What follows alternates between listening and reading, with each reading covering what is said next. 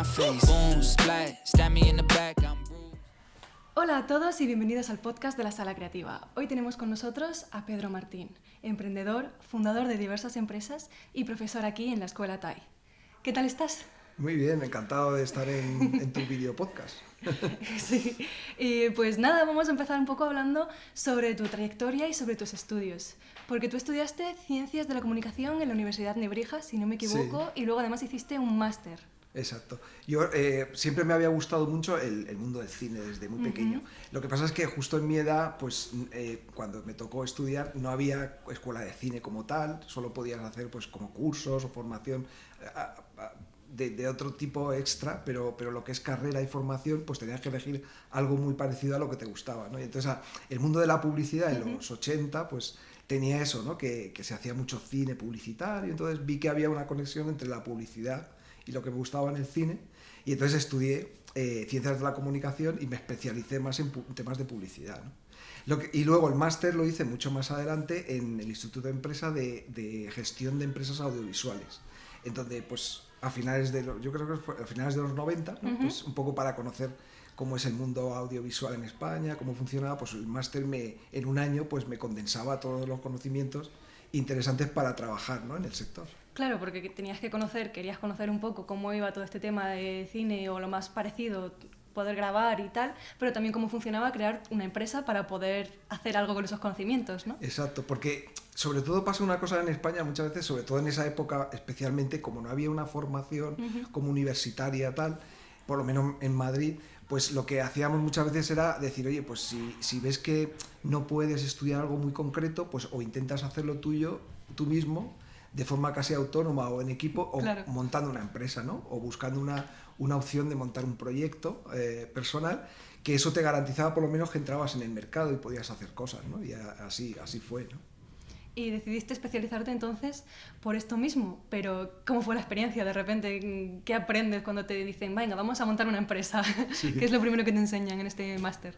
Pues en el máster fíjate, más es un poco hacerte una idea del ecosistema, de cómo funciona. Más general, ¿no?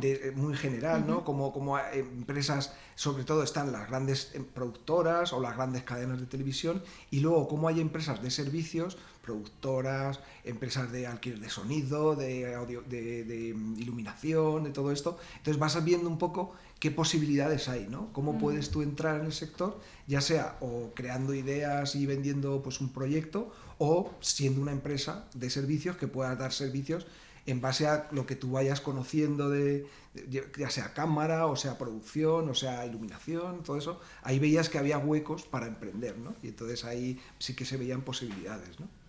Y más adelante justo fundaste tu primera empresa, creo que fue, que estaba centrada en el video marketing. Exacto. Sí. ¿Cómo surgió esta idea? Pues antes de eso, justo la razón de montar la empresa sobre todo era porque yo, por ejemplo, tuve una oportunidad de durante la carrera tener unas prácticas remuneradas durante 2 años, o sea que fue bastante tiempo, en Hewlett Packard, HP, ¿no? Que se llama. Que se conoce normalmente como HP, ¿no? Una empresa una empresa de impresoras, de ordenadores y todo eso, pero estaba en el departamento de marketing y comunicación, ¿no? Entonces era muy interesante porque aprendí muchas cosas de la publicidad, de todo esto, ¿no? Pero yo veía que me alejaba de un poco de lo que a mí me gustaba, que era pues en la producción audiovisual, el cine y todo esto, ¿no? Entonces lo que pasó es que hubo un momento en el que dije, oye, hice el máster, había trabajado en el sector de la publicidad con esta empresa, con HP, ¿no? Y dije, oye, es que no hay otra forma, o empezar a buscar empleo, como sea, pero no había posibilidades así, no encontraba, o decir, venga, me planto, monto mi productora, y directamente quemé las naves de mi experiencia anterior y dije, venga, a por una cosa que te guste y te apasione. Y como había hecho ese máster y me daba esa seguridad, por lo menos, de tener información relevante y tal, pues nos cogemos y nos lanzamos, ¿no? Y lo interesante fue que también en ese momento pues había un boom de internet, las páginas web, todo esto, y entonces vimos una conexión entre el audiovisual e internet. Empezaba a haber más ancho de banda en lo que es internet, y había más posibilidad de meter vídeo. Ahora lo veis, todo es como más normal, claro, es que pero hubo un momento en que ver un vídeo en internet era como una cosa de wow, ¿no? Y solo lo hacían algunas cadenas de televisión, pequeños clips, ¿no? Entonces vimos que cada vez la velocidad de internet iba subiendo y había más posibilidad de meter vídeo en internet. Entonces creamos una productora especializada en video marketing como para dar servicio a empresas medianas y pequeñas para que tuviesen contenido audiovisual que poner en internet. Porque muchas veces lo que nos dábamos cuenta es que una página web con simplemente contexto pues acaba cansando a la gente, ¿no? Pero si le ponías un vídeo, pues le parecía muy atractivo, lo veían, se enteraban. Hacíamos vídeos como medio documentales, en el sentido de entrevistabas a la persona de la empresa, al dueño o al responsable y tal. Entonces ellos contaban su experiencia, hacíamos un poco ejercicio como si fuésemos un documental, pero corto para empresas, ¿no? Y entonces ellos les encantaba el resultado, sus clientes veían sus vídeos y se enteraban de lo que hacían y todo esto. Entonces el concepto lo llamábamos video marketing, pues era como decir, oye, ya haces marketing, empresas hacéis marketing, pero ahora es el video marketing, que es con vídeo, muchas más posibilidades, ¿no? Y fíjate, ahora una página web que no tenga vídeo es como raro, ¿no? No entras, directamente la ves y dices... Y dices, no. bueno, leo lo que sea imprescindible y ya está, ¿sabes? Pero fíjate. Y qué interesante, entonces, claro, vosotros vivisteis esta transición y aprovechasteis, se puede decir, como esa oportunidad de negocio, que al final es en lo que consiste ser emprendedor, ¿no? Sí, sí, sí. Y además, fíjate, era una cosa muy curiosa porque al principio, por ejemplo, YouTube iba con, ¿cómo se dice?, marca de agua. Entonces, cada vez que tú subías un vídeo, o sea, podía pasar dos cosas, o que pusieses un vídeo en tu página web y te pesaba mucho y te cargaba a lo mejor mucho la web y gastaba dinero, o cogías y lo embebías de YouTube, pero venía con la marca de agua de YouTube. Entonces era muy curioso. Todas esas cosas eran como cosas que ibas poco a poco mejorándolas y tal, pero tenía sus truquillos, ¿no? Sus cosas, ¿no? Pero de YouTube fue como... o sea, para que os hagáis una idea, YouTube te permitía vídeos de 10 minutos como máximo y no tenía que tener una compresión o sea, no podía pesar más de una cantidad. Entonces, sí, que estaba muy limitado, estabas, ¿no? como haciendo todo el día, De hecho, en lo que es el montaje, una de las cosas que más investigábamos siempre es en la compresión de los archivos, para que un archivo de calidad pudiese pesar poco para poder meter en internet, ¿no? Fíjate, ahora que subes un vídeo a YouTube, estos podcasts que me duran más o menos una hora, yo cojo sin comprimir y sin nada y no tarda nada. Teniendo un buen ordenador que te lo procese bien, sí. Puedes hacer cualquier cosa ya. Total, sí. Vale, también he visto que en cuanto a tu formación, participaste en un proyecto que se llama Go to Work. ¿Me puedes contar un poco en qué consiste? Sí, pues hubo un momento en la productora que la dejamos, o sea, al final yo llegué a hacer un largometraje, una película y todo eso, pero hubo un momento en el que, pues eso, los proyectos muchas veces y las personas, tuvimos 15 años y ya pues vimos todos una necesidad de cambio y entonces en ese momento a mí siempre me hacía hecho una ilusión, o sea, muchas veces cuando montas un proyecto emprendedor hay dos tipos, ¿no? Los proyectos de servicios, o sea, decir, bueno, soy una productora que ofrece servicios de grabación de imagen, o soy una productora que hace esto. Y en otro momento había proyectos, ¿no? De pronto se te inventaba una idea para un caso de uso, una cosa, y montabas un producto audiovisual o de otra forma, ¿no? Entonces, yo tuve la oportunidad se me ocurrió un caso de uso interesante para el tema de audiovisual. Y estos sitios, Go to Work, por ejemplo, de la EOI, que es la Escuela de Organización Industrial, pues se llaman incubadoras de proyectos emprendedores, ¿no? Qué interesante. Entonces, tú coges a lo mejor y decir, oye, mira, les cuentas a ellos tu caso. Tengo una idea de proyecto, yo tengo esta experiencia y me gustaría montar este producto, se me ha ocurrido una aplicación, un servicio determinado. Entonces, ellos te cogen, te acogen, por así decirlo. Durante 6 meses puedes ir a trabajar a un coworking especial de ellos. Luego allí te dan una formación, o sea, te enseñan cosas de temas de cómo montar un negocio, temas de marketing, temas de producto. Una vez a la semana hay como una formación intensiva. Y luego también hay una mentorización, o sea, personas del sector más parecido al tuyo te acompañan durante esos 6 meses y tienen mentorías one-to-one, que lo que quiere decir es que se reúnen contigo y te dicen, a ver, ¿qué tal tu producto? Yo lo veo, yo le cambiaría esto. Y entonces, en 6 meses, tienes como... es como súper intenso, que estás con gente que pueden ayudarte mucho, hasta cuando acaban los 6 meses hay un Demo Day, que se llama.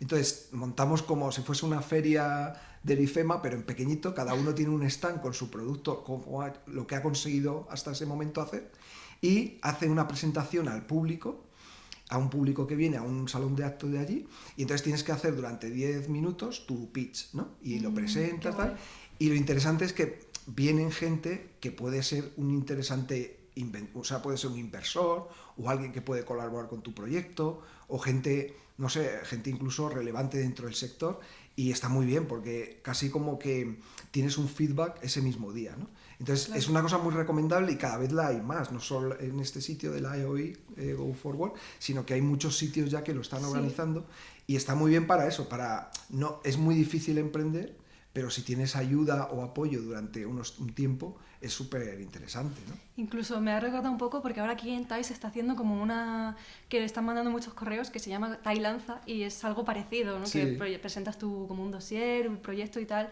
y ellos te mentorizan hasta cierto punto. Exacto. Al final es una fórmula muy buena porque si no consigues inversor, al menos estás haciendo contactos, ¿no? Exacto. Y hombre, también puedes pulir tu producto, porque un problema que tenemos los emprendedores es que, claro, si no, no lo haríamos. Nos enamoramos de nuestro proyecto. Entonces nos encanta y para nosotros es lo mejor, ¿no? Entonces, porque eso lo que te hace es seguir adelante y moverte y hacer el proyecto y moverlo.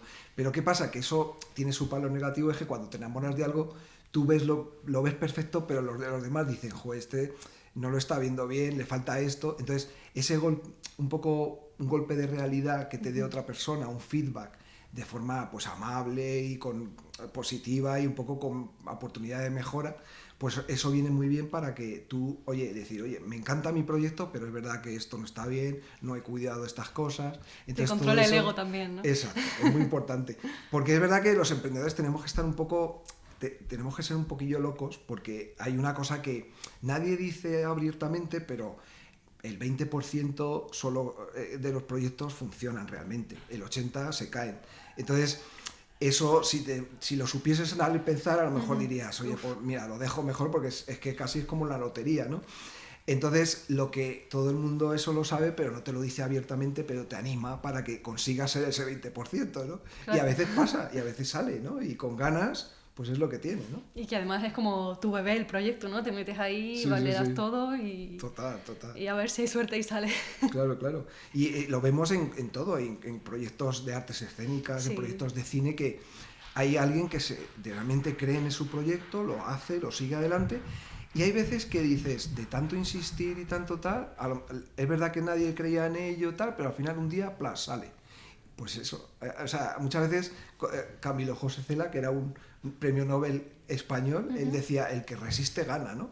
El que insiste es el que pim pam se pone y al final acaba saliendo algo. Y a lo mejor puede haber habido proyectos buenísimos, pero si se han quedado en una carpeta y nunca ha salido, pues claro, nunca lo sabremos. Si no lo intentas, desde luego que no... Exacto, sí. Vale, pues continuando un poco con tu trayectoria, más adelante formaste también Visualeo.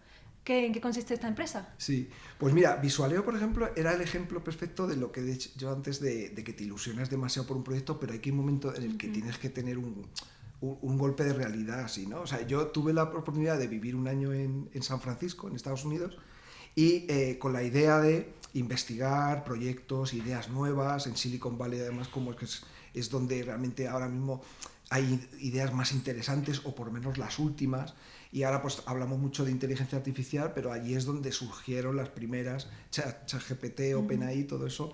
Entonces yo estuve allí, vi posibilidades, ideas de negocio, y uno que me llamó la atención era una herramienta para verificar con el móvil un producto o una propiedad. Quiere decir, verificar, me refiero a poder hacer como una foto y que se pudiese certificar que esa foto estaba hecha en ese lugar, fecha y hora. Para que muchas veces a lo mejor empresas de seguros o inmobiliarias o cualquier abogado que quería certificar una cosa concreta y que solo estaba en un lugar, pues tradicionalmente se usaba un notario, era como muy caro y complejo, muy rudimentario, ¿no? También, ¿no? Y entonces con esto conseguíamos hacerlo con una aplicación. Vi una cosa parecida y dije, bueno, como yo soy del sector audiovisual y me gusta, voy a intentar hacerlo, pero aplicado al sector audiovisual.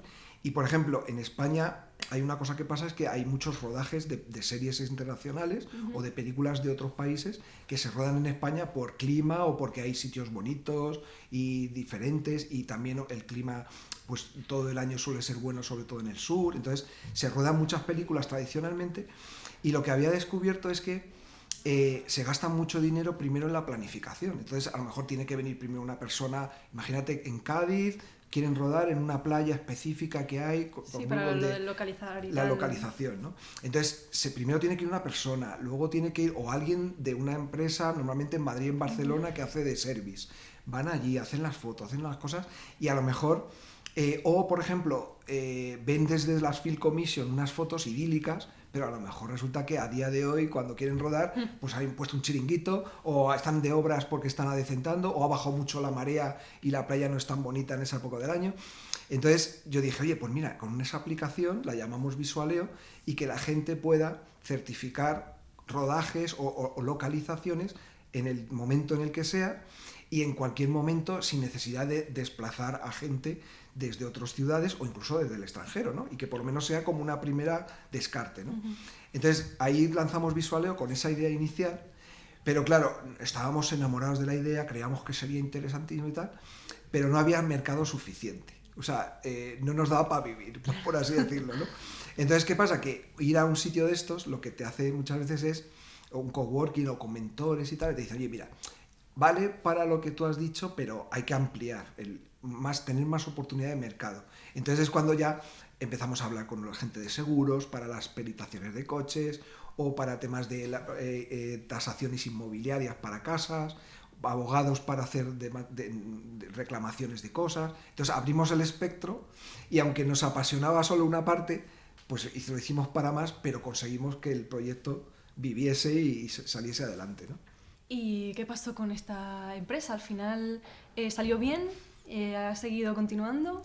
Pues mira, es verdad que con la pandemia, que justo nos pilló entre medias del proyecto, pues a todos los negocios, salvo algunos concretos, todos fueron un poquillo mal. Pero nosotros tuvimos la oportunidad de intentar reinventarnos y una empresa de tasación inmobiliaria le interesó el proyecto y nos lo compró y entonces actualmente ellos lo utilizan para las tasaciones inmobiliarias. Entonces eso también nos dio, pues oye, pues mira, es verdad que otra opción podía haber sido seguir hasta el final y morir como en la batalla, pero dijimos, oye, lo hemos pasado muy mal, esta época también ha sido complicada, hay alguien que le puede interesar y le puede dar una vida más, aprovecharlo mucho mejor. Entonces yo me quedé con un compromiso de unos años para trabajar con ellos en el proyecto y, oye, pues cerré el círculo, ¿no? Vi una idea, la hice realidad, funcionó, traccionó en cuanto a clientes y la vendí a una empresa más grande que la necesitaba, ¿no? Entonces, pues bueno, fue una experiencia interesante que era diferente a lo mejor a lo que había vivido antes de empresas de servicio, que hacíamos producción, pero cada día era un cliente diferente y tal, y esta era una idea de, oye, has creado un proyecto, una idea, y sobre todo lo habíamos conseguido cerrar el círculo, ¿no? Entonces, claro, que has visto esa evolución y al final acabó bien, pues me alegro. Sí, la verdad. Y regresando a esto que me habías dicho antes de que habías producido algunos largometrajes, ¿qué me puedes contar sobre estas experiencias? O sea, fue un proyecto, la verdad, que largo, pero intenso y muy gratificante, ¿no?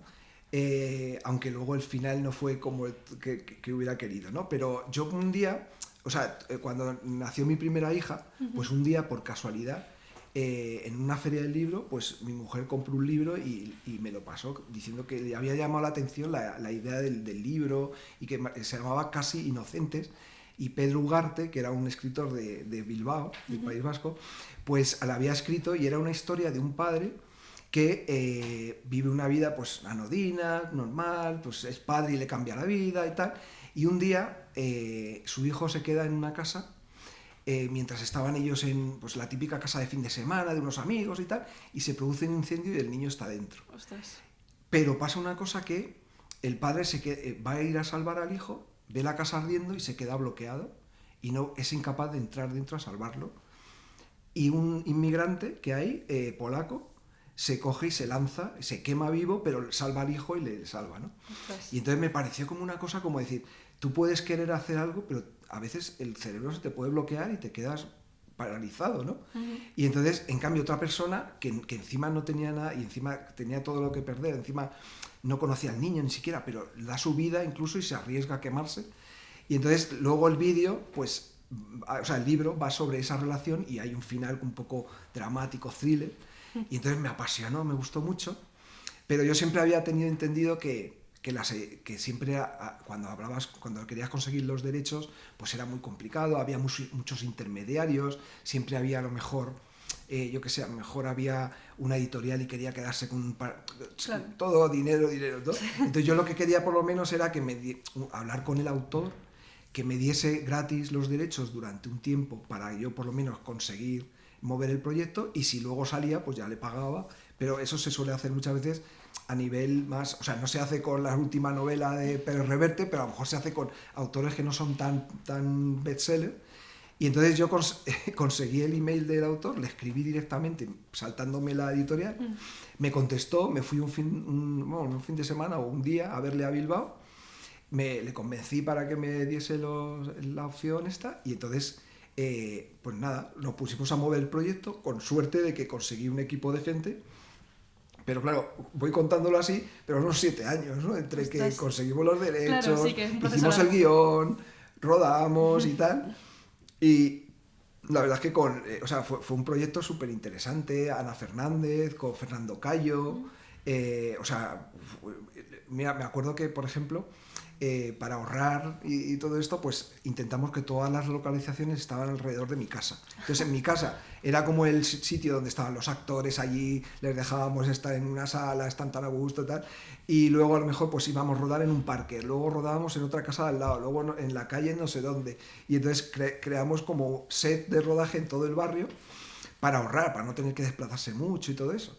Y entonces con eso pues conseguimos sacar el proyecto adelante, con suerte de que nos seleccionaron. Estuvimos en el Festival de Cine de Moscú, por ejemplo. Ostras. En Miami también nos seleccionaron, pero cuando fuimos a estrenarlo, justo no sé por qué, La Tormenta Perfecta, lo estrenamos en el fin de semana más rollo de que había algún partido de fútbol, lo que sea. Total, que la peli casi no se vio y fue como pim-pam, ¿sabes? Duró 2 fines de semana, no conseguimos nada y nos quedamos pues medio arruinados porque, claro, toda la inversión, todas las posibilidades. Claro, qué pena. Pero bueno, oye, lo interesante es que hicimos una peli, que eso pues es una pasada. ¿Y está ahora en alguna plataforma o en alguna parte en la que se pueda ver? Yo creo que sí, que se puede encontrar. Lo que pasa es que, ¿sabes lo que pasa ahora con las plataformas? Que de pronto la estrenan y piensas que tal, y vas a buscarla y entonces siempre está arriba, o sea, de pronto aparece, desaparece, o sea que no sabría decirte ahora mismo cómo está, porque ya te digo, además el otro día hablaba con un amigo y me decía, yo estoy empezando a volver a comprar películas de DVD porque estoy viendo que hay muchas películas que de pronto ya no las encuentras, sí, desaparecen. Y digo, a ver si algún día me voy a quedar con las ganas de ver El Tercer Hombre o cualquier de estas y no la voy a poder ver en ninguna plataforma, ¿no? Entonces, bueno, por si acaso, entonces eso pasa, ¿no? Que muchas veces todo está un poco así. Sí, yo ahora que como que navego mucho por todas las que tengo unas cuantas, porque al final estoy haciendo un reto de ver una película todos los días. Qué y bien. Hago como un reel y hablo un poco de ello. Claro, al final tengo que entrar en muchas plataformas y es cierto que te metes y de repente de un día para otro ha desaparecido alguna o aparece mucho nos deja el 30 y no sé cuánto de enero, de febrero, tal. Y al día siguiente aparecen otras 2 y claro, la quitan de ahí, pero luego tal. No se sabe dónde está. A lo mejor en unos meses la vuelven a poner en otra parte y así. Claro, Pero sí que es una cosa que dices, ¿ahora dónde la veo? Total. Mira, como no te la descargues pirata. Pero bueno, continuando con esto que me has dicho de festivales de cine, tú también has organizado algunos, ¿verdad? Sí.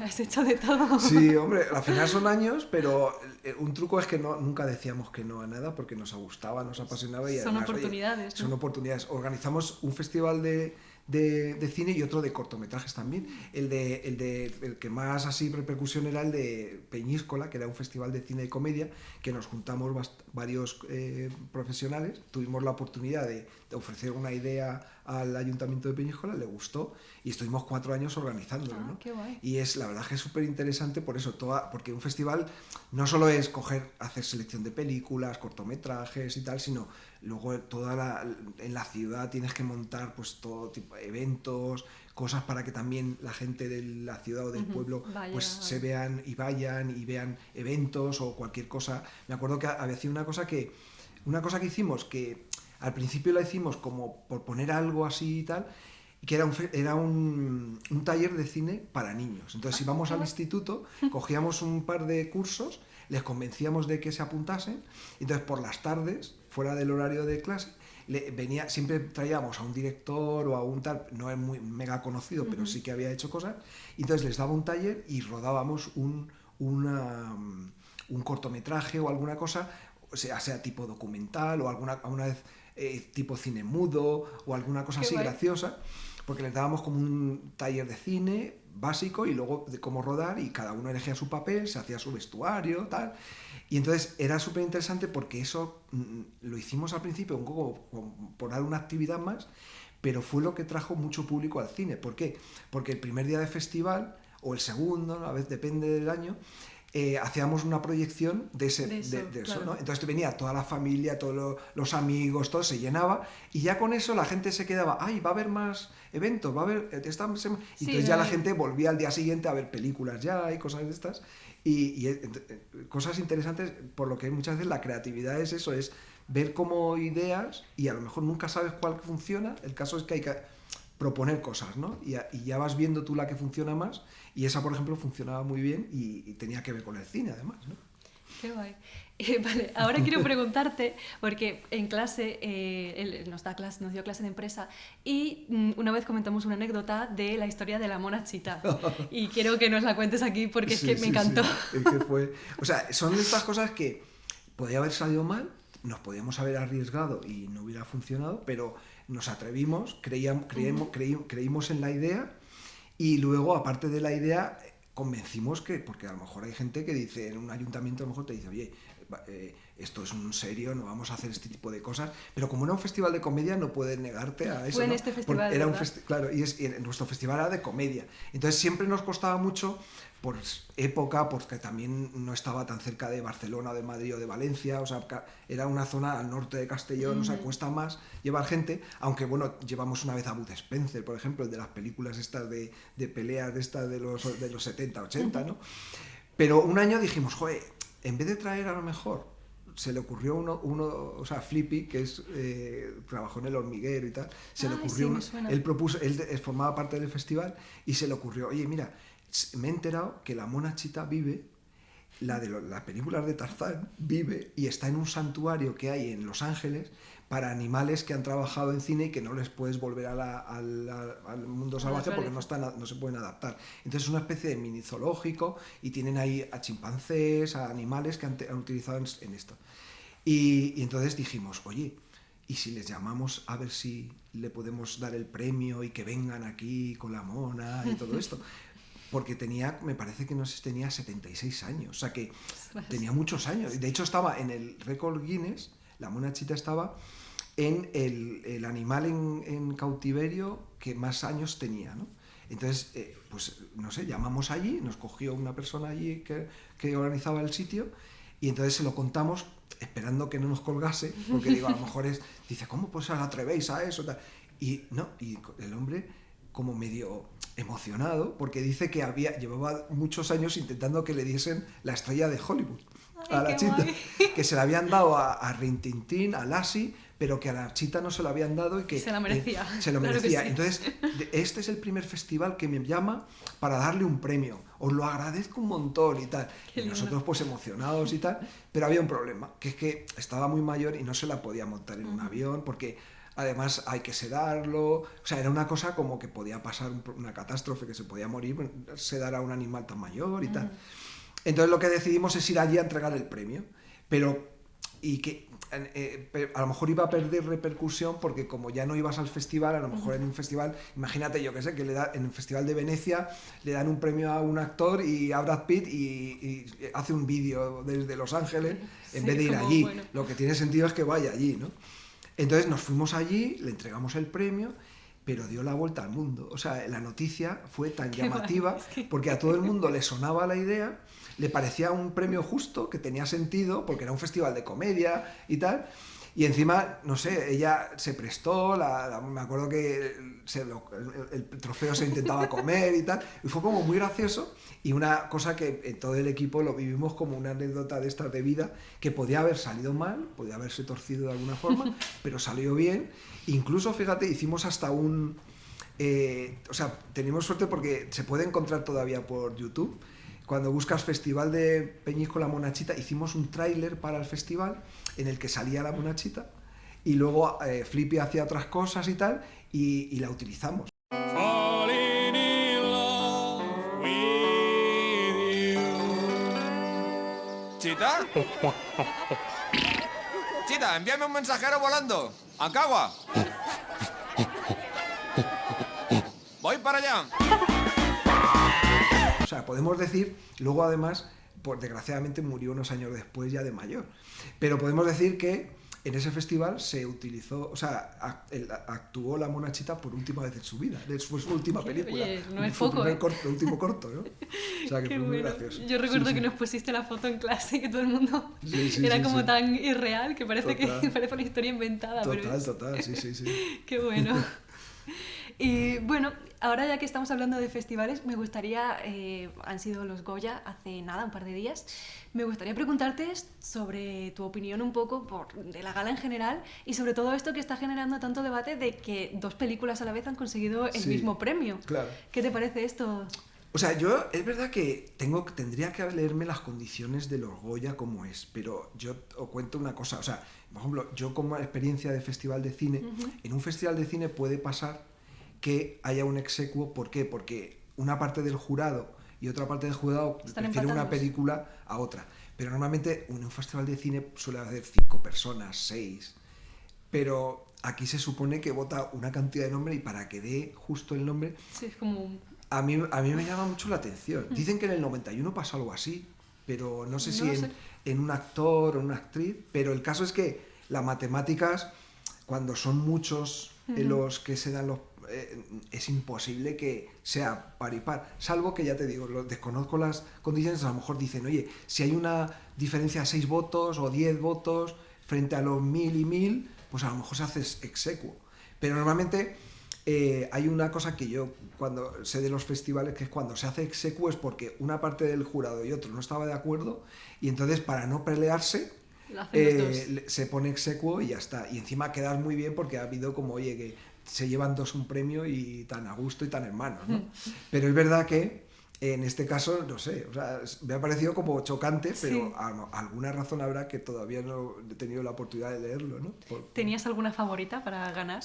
Hombre, a mí el 47 fue una película que me llegó, me pareció tan... Cuando empatizas con una película y encima está bien hecha y encima la interpretación es buena y todo parece muy así, ¿no? Entonces, a mí mi favorita era esa, ¿no? Por la temática y por cómo me sentía al verla, ¿no? O sea, creo que es una película que Eduard Fernández, por ejemplo, es un actor que es una pasada, ¿no? Cómo se mete en el personaje y de pronto te llama la atención por cómo interpreta, ¿no?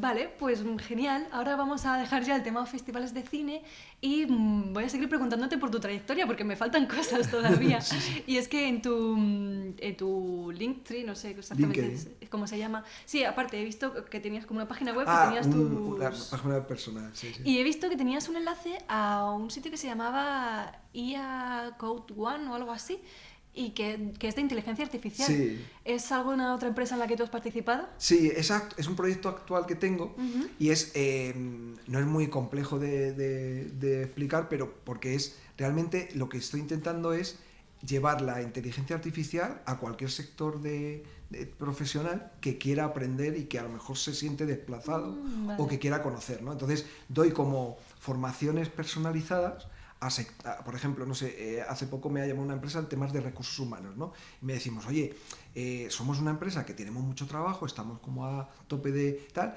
y no nos da tiempo a formarnos o estar al día. Entonces, yo les hago como un plan de formación muy sencillo, muy rápido, en poco tiempo, para conocer la inteligencia artificial, cómo la pueden aplicar a su negocio y cómo ellos pueden aprender y tener como unos recursos, ¿no? Entonces, también sector audiovisual o cualquier sector que les pueda interesar, que yo les pueda poner al día, ¿no? Entonces, yo lo llamo así AI Code One porque yo es verdad que siempre, a lo mejor es una cosa que no es habitual, pero cuando monto un proyecto, una idea de negocio, hay gente que dice, eso es empezar la casa por el tejado, ¿no? Pero a mí me gusta mucho a veces pensar en el nombre. Y cuando piensas en un nombre, a lo mejor luego se te ocurren más cosas, ¿no? Entonces, siempre que monto un proyecto, cualquier cosa, por ejemplo, ahora tengo una idea, ¿no? De crear una aplicación para que sirva como ayuda a la gente cuando está trabajando, pues tener como, ¿qué herramienta podría hacer si quiero mejorar una especie de banco de base de datos de herramientas Y, por ejemplo, antes de empezar con eso, creé un nombre.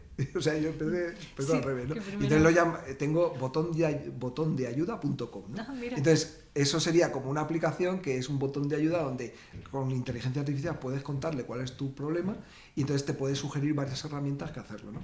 Pues ahí Code One también era pensar un poco en temas de inteligencia artificial, codificación o tal.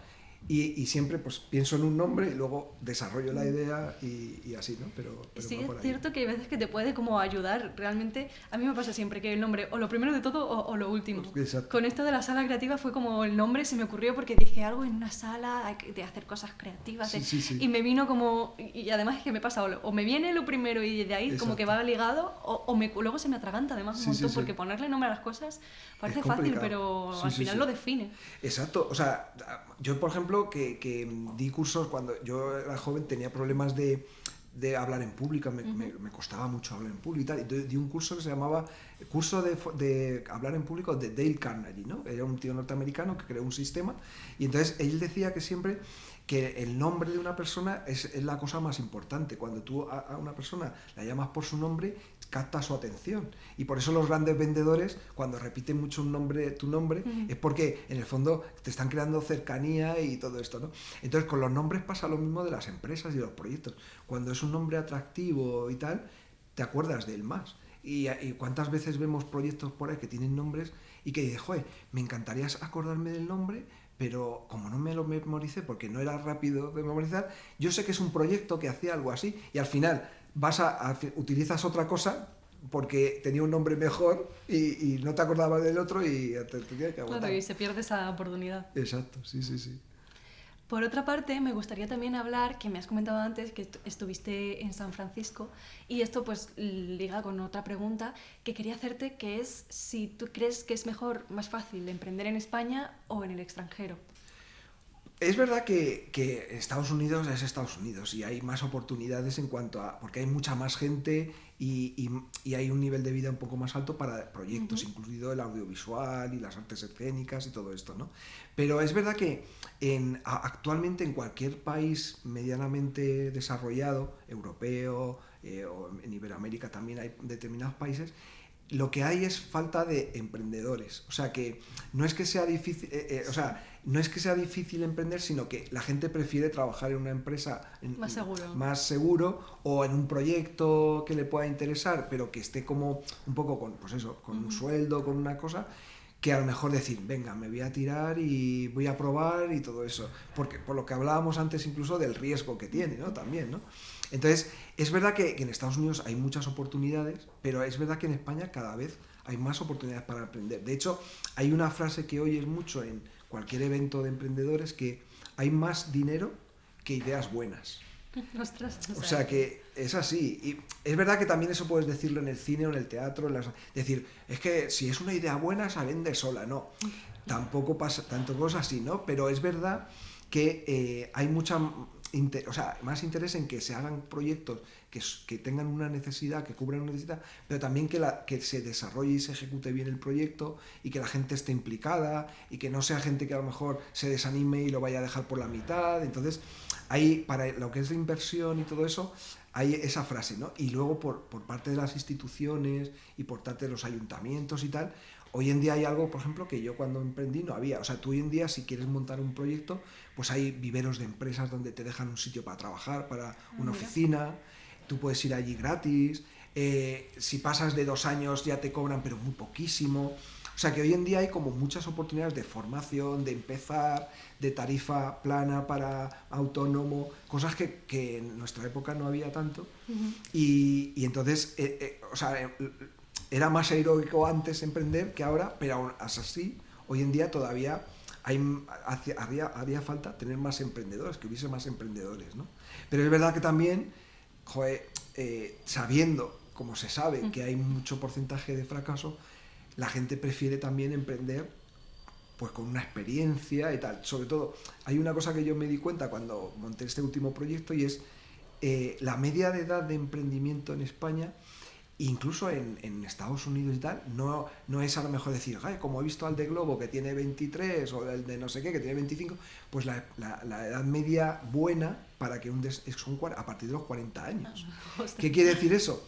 Gente que ha tenido otra experiencia y cuando ha visto que podría mejorar las cosas o el mundo, pues dice, mira, con la experiencia que tengo, más con las ganas que tengo, más con esta idea que he tenido, ahora sí que lo hago. Y eso suele pasar cuando has tenido ya un tiempo, 30 y muchos, 40. Experiencias. ¿No? Sí, sí, Claro. sí. Aunque molan mucho para, ¿sabéis? Para los medios de comunicación y para animar a otros jóvenes y tal, que cuando surge un emprendedor joven, le dan también mucha publicidad, porque... Claro.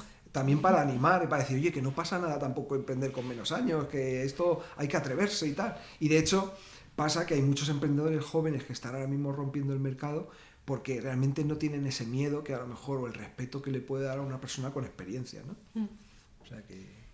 Y en cuanto al mundo del arte, ¿crees que es un lugar idóneo o uno de los mejores lugares para emprender? ¿O al contrario es una zona un poco más inestable, podríamos Sí. decir? O sea, yo lo veo que es inestable, que es complicado, que hay muchas veces hay menos mercado en cuanto a menos oportunidad de mercado, es decir, hay más gente dispuesta a pagar por un producto de arte que a lo mejor por un producto inmobiliario, de una aplicación del sector inmobiliario, no sé qué. Pero en cambio, estoy viendo cosas que tienen que ver con el arte, pero a lo mejor van con la moda también, o de pronto es arte, pero aplicado a determinados sectores que de pronto funcionan muy bien. Y cuántas marcas de ropa de gente joven, Nude Project, todos estos que han surgido, y ha sido porque eso, han aplicado un concepto visual, artístico, a lo que es la moda, y de pronto ha funcionado, ¿no? Entonces creo que hay oportunidades en cuanto a crear nuevas ideas, nuevas cosas, probar, no pararse en un concepto, en una cosa, y estamos viendo constantemente muchas veces en redes sociales, ¿no? Gente que de pronto se le ocurre una idea, le aplica una parte creativa, que en el fondo es como un tipo de arte, ¿no? La creatividad aplicada a algo, a un negocio, y de pronto funciona y consigue mucho público, muchos seguidores, ¿no? Entonces creo que hay oportunidades, y lo que sí es eso, es ver nichos, ver cosas que sean muy diferentes, que funcionen muy bien, ¿no? El otro día, por ejemplo, estaba cotilleando cosas nuevas que hay en Estados Unidos de ideas diferentes, y entonces me pareció una cosa súper chula, y lo que no sé si aquí funcionaría tan bien, ¿no? Pero en Estados Unidos está funcionando un montón, que es el algodón de las ferias cuando éramos pues pequeños, el algodón de azúcar, pues normalmente es un palo y es el algodón, a veces de un color, de otro, pero normalmente siempre es rosa o amarillo y tal. Pues hay unos tíos en Estados Unidos que han creado varias tiendas en diferentes sitios y han conseguido hacer arte, o sea, hacen caras de muñecos de Disney, de cosas, pero a un nivel súper chulo y además gigante, súper grande, pero que claro, que es el que lo está haciendo no es alguien simplemente que está con el palito así, sino que luego se tira metiendo cosas, los ojitos son como luego papel de que se puede comer, tal cual, no sé qué, y crean unas cosas para temas de cumpleaños de niños y tal. Y digo, oye, fíjate, una cosa que es la de toda la vida para niños de dar un palito con el algodón de azúcar, pero lo haces artístico, al niño le encanta porque ve ahí a su muñeco de Disney o lo que sea, y fíjate, han abierto un nuevo nicho de mercado que antes a lo mejor la gente pensaba, nada, eso solo cuando vas al parque de atracciones o a Disney, pero a lo mejor dices, joder, me voy a un cumpleaños, le doy a cada niño su personaje de Disney y tal, y monto una cosa ahí flipante, ¿no? Y además es muy visual, ¿no? Y se ve en la aplicación cómo se lo trabajan y tal. Entonces siempre hay oportunidades, ¿no? Y sí, tiene que ver con donde eso. Menos te lo esperas. Sí, sí, y sobre todo eso, aplicando creatividad, idea y funciona. Qué guay, qué interesante. Vale, pues ahora vamos a pasar a... Es que parece que te estaba aquí cotilleando todo, pero he visto también tu cuenta de Instagram y me llamó la atención que tenías etiquetada una cuenta de collage. Sí. Y dije, ¿esto lo llevará él? Sí, Qué interesante, o sea, esto es también como una especie de hobby que tienes ahí... Pues fíjate, esto, yo me acuerdo que todo fue porque yo conocía al CEO cuando yo estaba en San Francisco conocí, que es español, al CEO de Doméstica. Lo bueno de Estados Unidos muchas veces cuando vas o Estados Unidos o cualquier lugar es buscar la comunidad de españoles. Es una recomendación que hago muchas veces. Si a lo mejor yo que sé, te vas a lo mejor a vivir a Francia o a París o a no sé dónde, intenta buscar una comunidad que haya de españoles, que se vean una vez a la semana, lo que sea. Y entonces la de San Francisco pues localicé un par de sitios y entonces había como eventos de tomarse unas cervezas y hablar y tal. Y conocí al CEO de Doméstica, ¿no? Y entonces me acuerdo que a partir de ahí me llamó la atención porque yo conocía Doméstica de antes, que era un foro, de hecho se llamaba el Foro de Doméstica, era un foro donde tú, temas de arte, tal cual, y lo de la formación vino después. Y entonces a partir de ahí él me empezó a contar y tal, y me acuerdo que dije, pues venga, voy a mirar los cursos que hay y tal. Y vi uno de collage, de un no me acuerdo el nombre, de quién era el autor, pero él hace cosas para, por ejemplo, el periódico El País y tal, hace muchas veces sí. collages y tal. Y me acuerdo que el curso me encantó y además lo que me ocasionaba muchas veces es que te ibas a un sitio de tu casa, te cogías revistas antiguas, empezabas a recortar y llegabas a formar cosas o ideas que parecían súper interesante. Como yo no sé pintar muy bien y no me puede apetecerme pintar, pero me desanimo súper rápido, ¿no? Pero esto es como que coges algo y lo compones y haces algo. Y entonces, con la pandemia, lo que pasó es que, claro, estaba ahí en mi casa y tal, y dije, oye, pues voy a darle vida a esto. Y empecé a hacer más y más y más, y al final incluso fui a un curso, soy alumno de R. Gálvez, que es un autor de collage muy conocido, y lo di aquí en Madrid en Bar Futura, que es un sitio de formación que está muy chulo de tema artístico. Y entonces el Bar Futura, pues él me animó a hacer cosas, a hacer cambios para hacerlo más chulo los collages y tal. Y entonces me creé un nombre que se llamaba Plan Collage, y tengo ahí puestas todas mis... Pero lo hago un poco más como terapia mía de que me mola hacer cosas y tener ideas y tal.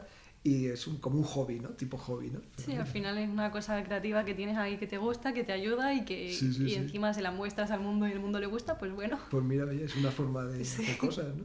Sí. Y ya por último, ahora recientemente has creado cortometrajes.com, puede ser, que es, si no me equivoco, una comunidad para gente que hace cortometrajes. Sí, o sea, realmente es súper incipiente, de hecho estamos ahora, es solo una newsletter, pero sí que ahora mismo, por ejemplo, yo estoy preparando un cortometraje, estoy en la fase de guión, de storyboard y todo esto, y porque siempre he estado como más en la parte de producción, pero ahora me apetecía una idea mía, sacarla adelante y atreverme a dirigirla y todo esto. Aunque yo realizaba mucho en mi productora la parte de publicidad y todo esto, todos los anuncios y tal, pero me apetecía algo más cine o algún tal. Entonces tengo un proyecto y entonces dije, oye, mientras estoy probando el proyecto me estoy haciendo como un diario. Además he visto el libro tuyo del Camino del Artista, un poco así a lo Camino del Artista me estoy haciendo como un diario de todas mis experiencias con el cortometraje que estoy haciendo, ¿no? Porque lo que quiero es que toda esa experiencia, hasta que termine de hacer el corto, poderla llevar a una comunidad en la que se pueda unir mucha gente y ofrecer como ayuda de cómo montar tu primer corto, qué son las cosas. Entonces, para eso lo mejor es tener la vivencia primero de cosas que te han faltado a ti o que no has conseguido, o cómo has hecho esto, o dónde has buscado este recurso, y entonces con eso meterlo en una comunidad y crear pues una comunidad de gente que le apetezca el mundo del corto, ya sea porque quiera hacer uno o porque le guste ver cortometrajes y tal. Y entonces pues y conseguí, por suerte, tengo el dominio cortometrajes.com y cortos.com también, o sea que fue un poco suerte, pero ahí lo tengo. Y aunque ahí reconozco que voy más poco a poco porque como estoy con lo del corto primero, pero mira, oye, sin prisa pero sin pausa, ¿no? Que se suele decir. ¿Y tú qué recurso utilizas para crear tus páginas web? Porque yo he intentado hacer una para la sala creativa y en todas partes me intentaban cobrar un pastizal. Sí. O sea, es verdad que hay un movimiento que se llama ahora el movimiento no code, que quiere decir que es un movimiento que está habiendo de muchas aplicaciones. Por ejemplo, para webs hay una que se llama Webflow o Carrd, carrd.co. O sea, hay varias herramientas que se llaman no-code. ¿Por qué? Porque no necesitas saber de programación y puedes utilizar una herramienta para hacer una aplicación, una web, cualquier proyecto que tengas más tecnológico, pero sin necesidad de ser programador, ¿no? Y entonces, esta, por ejemplo, la mía la he hecho con Carrd, esta que os he comentado, aunque, por ejemplo, Webflow está muy bien porque hay como plantillas que tú puedes cogerlas y luego adaptarlas y no tienes que empezar de cero, pero al mismo tiempo no se te puede descuajaringar ahí que tienes que siempre pedir favor a alguien que sepa y todo esto, ¿no? Sino que hay un movimiento y además con la inteligencia artificial va a ir a más, que es, joder, lo que tú tienes pensado que te apetece hacer, lo haces dando una serie de instrucciones, pero no tener que ser un experto de la programación, ¿no? Por ejemplo, ¿no? Qué guay, qué interesante. Sí.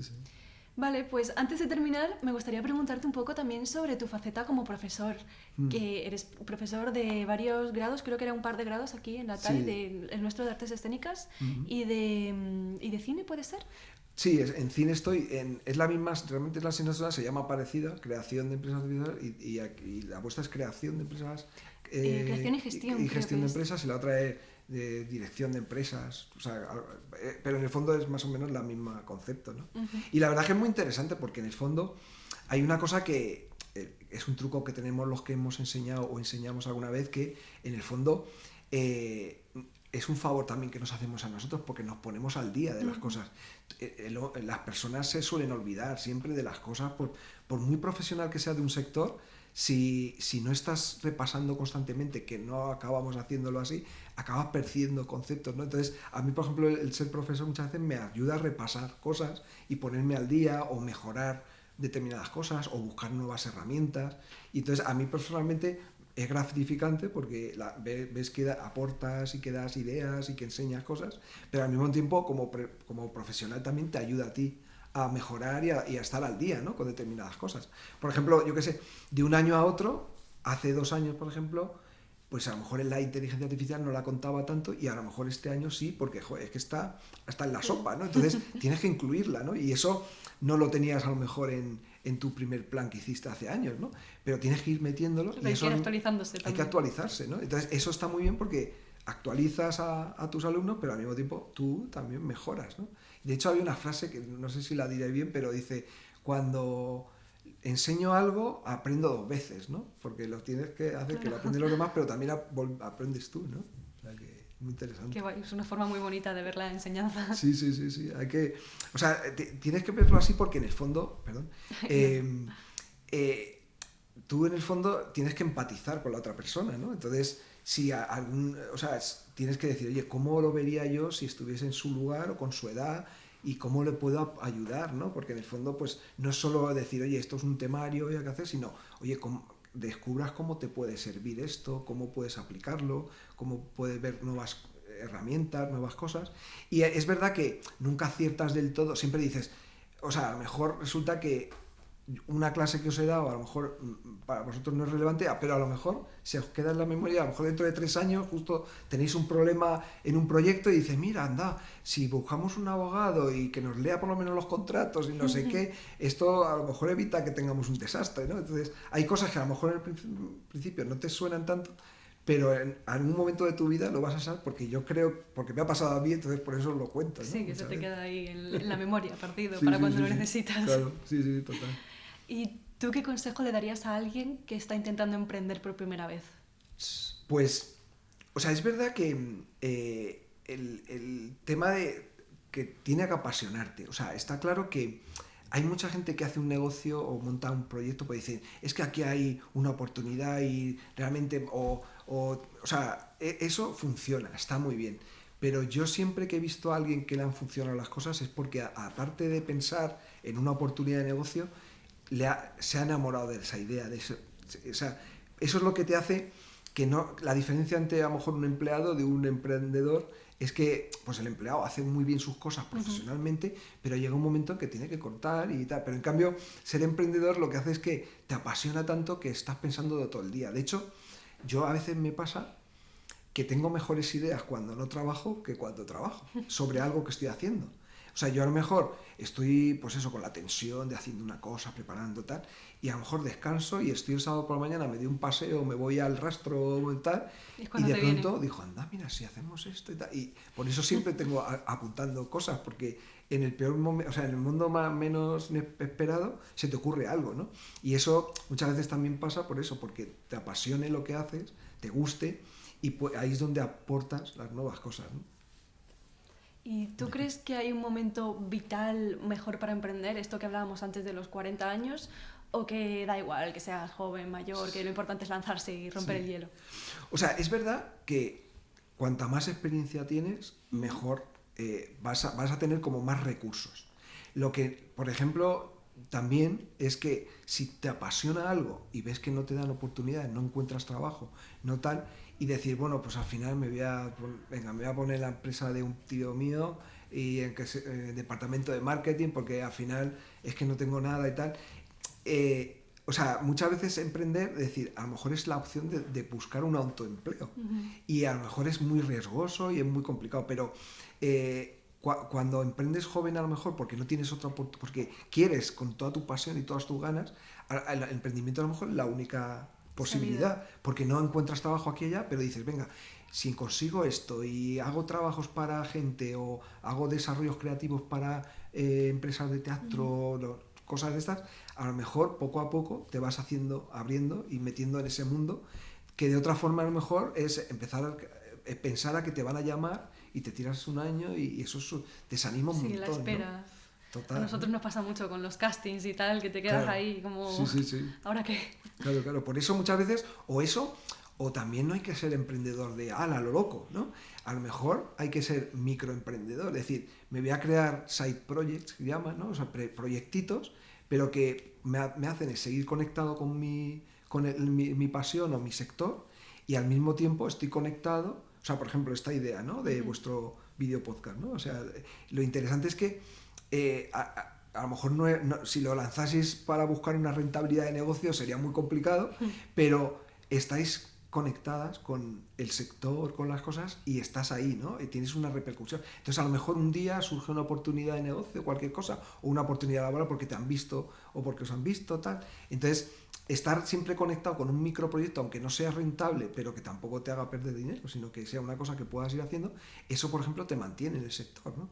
Y hay muchas veces, yo he conocido, por ejemplo, emprendedores que yo, por ejemplo, uno de mis mentores, él empezó en el mundo del emprendimiento no siendo emprendedor, sino montó una especie de blog que luego daban servicios de mentoría para emprendedores, pero fue en la época en la que los blogs no eran conocidos, empezaron a funcionar, Claro, fue el subidón, como ¿no? a los 2000, el año 2000 y pico, 2005, algo así, y se los hizo súper popular, y entonces él se hizo una referencia y acabó trabajando en el mundo del emprendimiento, pero era porque él estaba trabajando en otra empresa, pero le gustaba esto, entonces empezó a montar el blog y ahí tuvo una repercusión, o sea, un side project que te hizo abrirte, ¿no? Claro. A otras cosas, ¿no? Que tienes ahí varias puertas. Exacto, sí. Pues nada, vamos a terminar, pero antes me gustaría jugar al juego de las preguntas. Ah, muy bien. Que tengo aquí unas cuantas preguntitas, así que nada, son preguntas aleatorias, coge unas si te apetece. Qué guay. Y a ver qué sale. Hay un poco de todo, de tema de arte, de preguntas así más existenciales. Uy. Mira, pues esta que se ha caído. A ver, entonces la leo. Sí, A ver, dice. a ver qué sale. ¿Cómo te definirías a ti mismo y a tu trabajo como artista? ¿Cómo te definirías? Pues como alguien muy curioso. O sea, siempre la curiosidad esa de querer ver cómo... O sea, yo, por ejemplo, pues uso mucho Instagram, ¿no? Entonces yo siempre estoy mirando ideas creativas, cosas y tal. Y de pronto veo algo que me mola un montón y digo, oye, me ha encantado, me ha gustado, me lo guardo, pero quiero saber cómo se hace eso. Quiero ver si eso lo puedo hacer esas yo. ganas de aprender todo el rato. Exacto, ¿no? De poder... Porque a veces dices, joder, es que no se me había ocurrido a mí esta idea de creativa o esta forma de hacer. ¿Cómo se hace? ¿Cómo lo ha hecho? ¿Lo puedo hacer yo? Y si puedo, pues lo intento y a ver qué sale, ¿no? Entonces, yo me definiría eso como curioso, ¿no? Está muy bien. Ojalá todos fuéramos un poco más curiosos en muchas cosas, porque al final hay veces que el mundo, entre que estamos todos con el móvil y tal, la creatividad se va por ahí. Total. No, por ejemplo, yo me acuerdo cuando una vez tuve la oportunidad de trabajar en Londres, y es cuando vi mi primer Banksy y conocí a Banksy. Oh, hostia. Y claro, yo me quedé alucinado de lo creativo que era con una sencillez, porque si fijáis muchas veces, salvo alguna cosa especial, normalmente el Banksy coges un cartón, o sea, una cartulina, la recortas bien, haces un grafiti y tal, pero lo complicado es la idea, ¿no? Que llegue a esa sencillez, ¿no? Entonces, que se vea tan bonito, además. Y que, sí. Pero en el fondo, fíjate qué sencillo, ¿no? Pues siempre me acuerdo de eso, ¿no? De ver cómo se ha hecho eso, cómo se hace, y cotillear y ver un poco posibilidades, ¿no? O sea que eso va un poco por ahí. Qué guay. Pues nada, muchas gracias por venir. Encantado, la verdad es que me ha encantado, se me ha pasado volando el tiempo, vamos. O sea, que yo Qué bien, eso es que ha sido entretenido. Sí. Y vosotros pronto tenéis el podcast en el canal de La Sala Creativa. Si os ha gustado, ya sabéis qué hacer. Dadle like, suscribíos y dejadme en los comentarios qué os ha parecido el podcast. Nos vemos en la próxima.